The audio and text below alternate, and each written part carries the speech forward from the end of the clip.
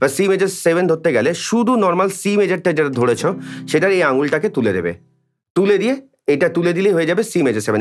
এবার কি C major 7 play করতে গেলে তাও আমি তোমাদেরকে বলে দিচ্ছি।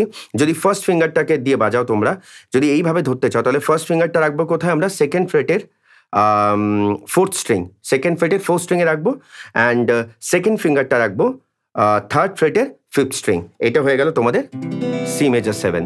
তো এইটা তোমরা এইভাবেও ধরতে পারো, এইভাবেও ধরতে পারো, যেভাবে তোমাদের সুবিধা হয়।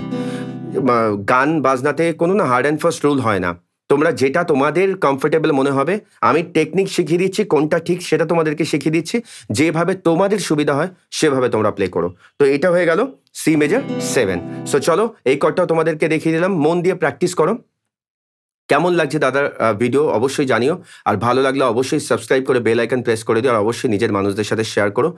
তোমাদের থেকে অনেক অনেক ভালোবাসা, সাপোর্ট চাই।